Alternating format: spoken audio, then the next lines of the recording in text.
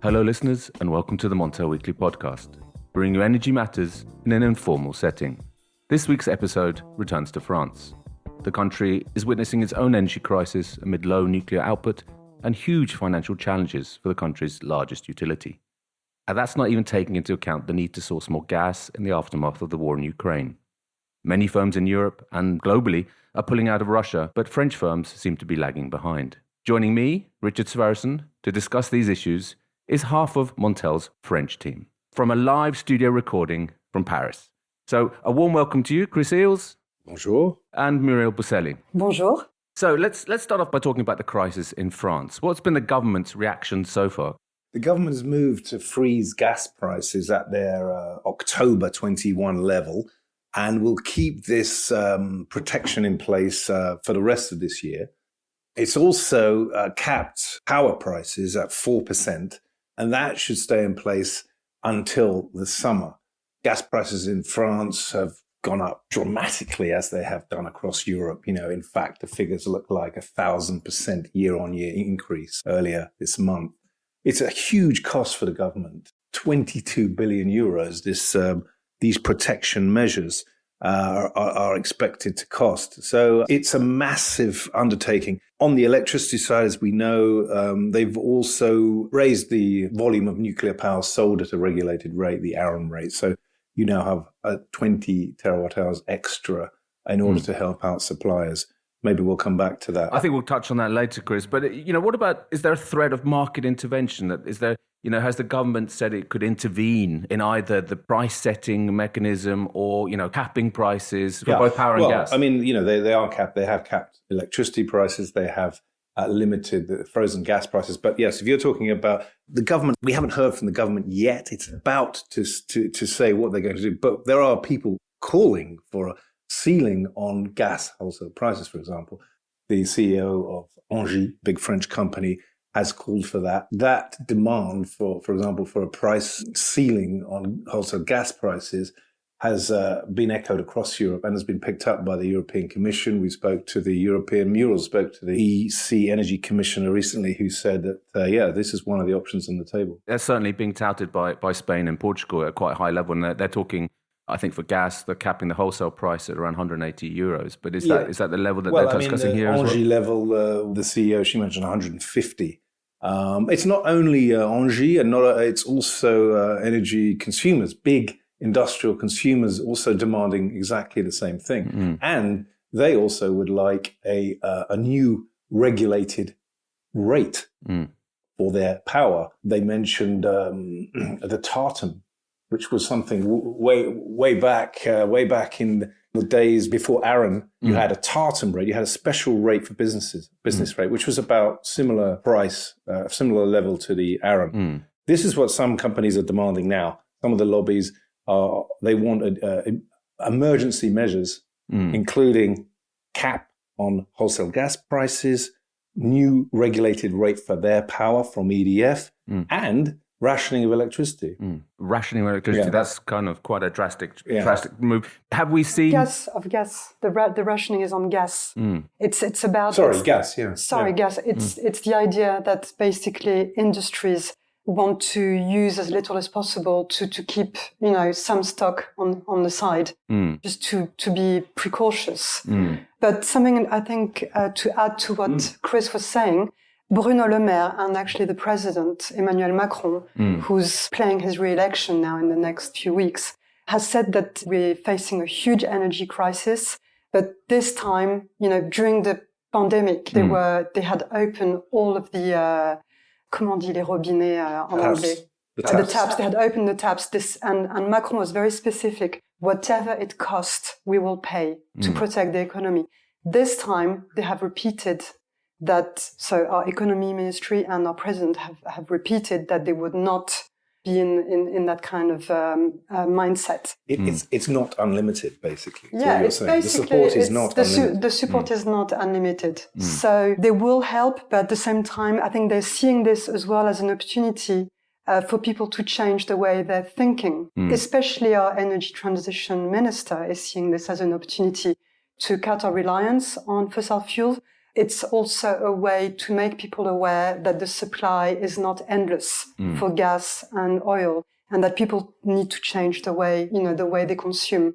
Has there been an impact already due to the high prices in terms of, demand destruction from French industry? Have we already seen that in terms of gas and power? There have been companies that have cut production, other companies threatening to cut production. Oh, yes, it started. Absolutely, as in other parts of Europe. But if I can turn to, it's quite prominent, we see big oil and gas majors declaring, cut to any ties with Russia. We see the Shell, BP, companies declaring that they won't do new deals with Russian firms such as Gazprom, Rosneft, etc. But one company stands out, Muriel, and that's why I want to talk to you, because I know you're an expert. You've written about this company. So what's going on with Total Energies, the company formerly known as Total? Okay, what's happening here? What's the reluctance here to cut those energy ties with Russia? No, you're absolutely right. Total has made absolutely no move to leave, despite the economy minister asking them 2 weeks ago, asking them quite clearly to leave, saying it would be a good idea. Anyone, saying there was a problem of principle in working with anyone close to Putin. But since then, nothing has happened, and Total has said it was not leaving. It said it would not invest further in Russia, but then that would be a pretty good idea not to invest further in Russia, because they're so heavily invested already, much more than other oil majors, which is why they are, they're finding it difficult to leave, because they have invested billions and billions, tens of billions of euros. Total has a history of not leaving countries which have a problematic leadership. For instance, they stayed in Burma amid the different crises and civil wars, and their argument was always, well, it's good for an Occidental country to remain. We might be the only ones there, but we can witness, exactions. We know that they are staying for the business. I think what's important to understand is that Total is the only major which hasn't got its own oil and gas reserves. France doesn't have oil and gas. And that's very different from BP, Shell, or ExxonMobil. So the only way they can access reserves is to invest in countries, and often countries mostly, which have difficult regimes. They could have invested in the US, with Shell gas and Shell oil, but they have a very complicated relationship with the US. And partly, I think that the reason that Total is not leaving is also a form of provocation towards the United States. Because if you think about it, Shell, BP, ExxonMobil are all under American influence. So this is also the way for a French company to say, we don't have to listen to the Americans. Well, they're not even listening to the Americans. And Total is a state within a state. It's got its own agenda, and it's all about money. It's all about maintaining their role in the country, even if it's at war, it doesn't matter. Describe this fraught relationship with the US and Total. What's going on there? Okay, what happened in the 1990s was America put an embargo against Iran, and Total at that point was just about to sign a huge deal. They went ahead with the deal and they refused to leave Iran. So this really created a huge clash between Total and America. And ever since, it's been a kind of Cold War between Total and America, with Total constantly going against American decisions. The thing is, in the oil world, you trade oil in dollars. America, in 1974, set up a deal with Saudi Arabia, asking them to trade their oil in dollars in exchange for protection of the kingdom. Saudi Arabia accepted, and other OPEC countries followed suit. They all started trading in dollar. So once you trade in dollar, you are under the jurisdiction of America. So if America decides to set up an embargo or sanctions against some countries, and if a company that trades oil in dollar decides to trade with that country, have its own business, then it will fall under the jurisdiction of America. So there has been many legal issues between Total and America, and one big issue between Total and America over Iran. which explains why Total decided to invest in Russia, away from America, and they've put all their eggs in the same basket. I mean, basically, historically, Total was in Africa and it was in the Middle East, former French colonies. They went into Russia at the time when former CEO Christophe de Margerie predicted that we were getting to the peak of production. It was going to decline around 2008. He predicted that. And so at that point, the idea was to go to Russia to extract oil and gas, which was more difficult to access. And that's where, companies like Total have, very smart engineers, and they have equipment which are very advanced to extract fossil fuels in these areas. And Putin, in the 2000s, at that time, Putin was keen to have foreign companies come into Russia to modernize the oil and gas industry. And that's what Total did. But it was very, very tricky for Total to get into Russia. It's very difficult to get into close to the power. So they made several failed attempts. And at one point, Christophe de Margerie decided to do something a bit crazy. He invested in a theater called the Mariinsky Theater in St. Petersburg, where the orchestra chief, Maestro Gergiev, operates. And Gergiev is a very, very close friend of Putin. They've known each other since the early 90s, when Putin was the number 2 of the city of St. Petersburg. And so Total entered the board of this theater and became friends. So Christophe de Margerie, the former CEO, became friends with Gergiev, close friend to Putin. And that's how they became friends. And that's how Total got into Russia. And that's fascinating, Muriel. I mean, I think before I then ask you to tell us about the potential, what lies ahead for the company, maybe listeners, you've heard a bit of background noise here. We are not quite on the Champs-Élysées, but we're not far from it. There's a bit of background noise. But Chris, could you tell us a little bit about other French companies and their position in terms with Russia, their relationship with Russia? The other big company is Engie, the French energy giant. And they have, importantly, a stake, I think it's a 10% stake in Nord Stream 2. They also have a similar share in Nord Stream 1. So that's interesting. And their position is that they are going to stick in the country along with Total. Their argument is that they're providing a public service. They have to make good on their commitments. They're committed to providing gas, and they have to do that. They also are aware that any cut in gas will have a huge impact on prices. So that's their argument, and it's unlikely to change unless or until there are sanctions. But what's the government view here? Are they likely to step in and demand that they do this? Well, the government have started off saying, I think it was Bruno Le Maire, if I'm right, who said something like it's problematic having dealings with Russia. Absolutely. And so that indicated at the time, perhaps, we thought maybe that's a bit of pressure. But since then, nothing. And in fact, they did backtrack on that, I think. What happened was that, Pouyanné, who's the current CEO of Total Energy, met with Macron. And after that meeting, that was last week, he said, we're not pressured to leave so no pressure from the government. And on Engie, it's the same thing. The French state has a 24% stake in Engie. So they could. They could apply pressure, but they're not.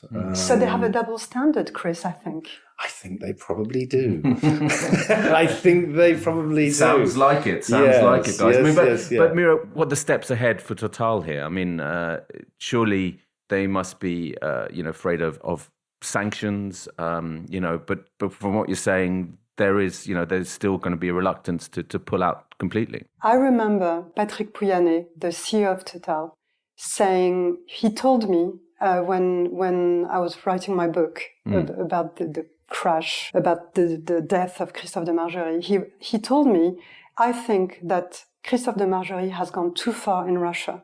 He's invested too much. And now they're stuck in their commitments. I think it's a gamble. It could either be a good choice, and maybe, since we're talking here about a lot of their projects are LNG. So they'll be able to, if we're looking further out, they'll be able to sell their LNG to China, Asia, which they're already doing, but they could boost their supplies towards the east and stop supplying Europe, for instance. But they could also lose a lot because Europe has said that it wanted to cut by 2/3 its reliance on Russian gas by the end of the year. A lot of the supplies are coming to Russia. So they've invested too much and they stand to lose. So right now they are hoping, they're crossing their fingers that somehow they've made the right choice. But any company knows that you do not put all your eggs in one basket. And this is really the mistake that Total made, I think. One thing I would like to add, and another reason why they're not leaving, is because they have a stake in Novatek. And Novatek is a private company, whereas the BP, Shell, and ExxonMobil were invested in public companies. So that makes a big difference. Public companies, we know they're directly financing the war, whereas Novatek is a private company. The number 2 of Novatek is an oligarch who's on the sanctions list. So they're using that argument. Total is using that argument. Well, we're not financing a state company, so we're okay. But we know that the oligarchs are, they've been created by Putin, and they have to. They serve him in a way. It's all massively intertwined, isn't it? It's completely intertwined. Yeah, absolutely. So, Chris, if, potentially, the company, Total, Engie even, could face substantial, reduction in earnings and revenues, a big hit. Speaking of which, EDF has announced that it would have a big drop in revenues, wasn't it? Yeah. They announced that the hit would be much bigger, much deeper than expected. EDF is now saying a new estimate. These problems are going to hit earnings by 26 billion. That's a phenomenal figure. It's a massive amount of money. The majority of this estimated hit on 2022 earnings is due to low nuclear output. It's at record low. The target for nuclear power production this year is at its lowest for 30 years, maybe even more than that. Next year, it will be low as well. So it's a huge problem. It costs them a fortune. They're having to buy supplies that they're already committed to supply on the market. So this is a double hit. They can't make the money that they usually make from production. And to make up for that, they've got to buy at huge prices on the market. So it's a massive problem for them. Then on top of that, you have the AREN and the changes to the regulated rate. More volume being sold on that regulated rate of 46 euros from April until the end of the year. 20 terawatt hours more will be on sale. So obviously they're going to lose out from that because again they've got to. You're comparing, AREN rates something like 4 times cheaper than market prices. So that's a triple whammy. So, well, yes. So those are the 2 major costs facing them. And so already the government has said that they will bail out EDF with a capital increase of 2.5 billion, 2.1 of which will come from the government says it will subscribe to those new shares. So what's coming next? I don't know exactly. Could it be a nationalization? That's for the moment ruled out, at least until after the elections, because remember, there's elections coming up within a month in France. So what is going to happen to this company? It's a very big question. They have enormous targets. They want to build new reactors. They want to extend reactors. These things cost expand billions. Renewables. And expand renewables, of course. Where will the money come from? But maybe it's possible that given the crisis, the energy crisis we're facing right now and the Ukraine war, I think the French are hoping that the Commission is changing the way it's thinking about a lot of subjects, notably, about EDF and nationalizing EDF or doing something that involves the state more heavily. So they think that they are in a good position. The government thinks things could be changing in the next few months as part of the huge change we're facing anyway at the moment. Yeah. Is energy... However, I mean, it's a very interesting point, and I think the EC decision on the green aspect of the green, so-called green quotes, nuclear being green, that's very, very important. However, the trouble for EDF is not only trouble for EDF; it's trouble for the whole of France. It's that important. So, if EDF is in big, in murky waters, choppy waters, so is France. So where even, obviously you need to have government involvement, massive government involvement, state involvement to build nuclear power plants. Absolutely. Obviously. But when you're in a position, already France is being hit by COVID, by the war, the impact, the costs, where is the government going to find the money? Yeah, no, absolutely. The debt has exploded.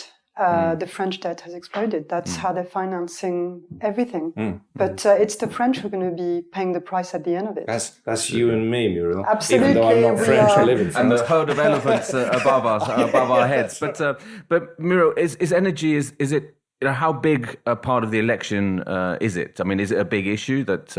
In my lifetime, I've never heard so much about energy in the news and as part of an election. Nuclear has been a very central topic, despite the fact that there hasn't really been a debate, because the people who have mainly been talking about nuclear have been the people on the center, on the right, and on the far right, and they're all pro-nuclear. On the left, they are more nuanced. They understand that nuclear reactors will have to be prolonged because we don't have much choice about that, but they're against the building of new EPRs. Which is something that our President Emmanuel Macron has announced in February. He announced the build of 6 EPRs with an option for 8 more EPRs. So, but this has not, it's part of the election, it's central, but there hasn't been a debate, and we should have this is an opinion. And that's something that some candidates are calling for. They're calling for a referendum. Because it's such a huge, it impacts our lives for millions of years building new nuclear reactors. But we are in France, it's a pro-nuclear country, and decisions tend to be made by the people high up in government, and discussion doesn't really have a place in this. So it's sad that in 2022, we're still in that situation where nuclear is imposed on the country. There's strong words there, Muriel, I think, But it's interesting that, nuclear is taken for granted. Its position in France is taken for granted. It's just what you add in addition to it. Would that be one way of looking at it, Chris? Yeah, but the problem with that is that the two are related, obviously, because the more you put into nuclear, I think it's true to say the less you put into renewables. It's not a bottomless pit. No, everyone loves so, but it's both. It's not either or. Yes, but if you put too much into one, you do take away from the other, and that's what's happened in France. That's why France is so far behind. Lags way behind other countries in terms of renewables, and that's because of an obsession, I would say, with nuclear power. And we're paying the price for it now. And we're in a situation in France where we are too dependent on one source of power. And that's causing problems because it's so expensive to extend reactors. It's so difficult to do that. Safety issues. The reactors, I don't want to say they're plagued with safety issues, but we have so many of them almost every year. And these corrosion ones are the latest, which are very serious. And it's very costly when it goes wrong and they can't run. Exactly. Well, guys, I'd like to say thank you very much for joining Montel Weekly Podcast this week, and keep up the excellent reporting on what's happening in France and the French energy sector. Thank you. Merci. Thank you. So listeners, you can now follow the podcast on our own Twitter account, aptly named the Montel Weekly Podcast. Please direct message any suggestions, questions, or, let us know if you think you have a good idea for a guest on the show. You can also send us an email to podcast@montelnews.com. Lastly, remember to keep up to date with all that's happening in energy markets on Montel News. You can subscribe on Apple Podcasts and Spotify, or wherever you get your podcasts from. Thank you and goodbye.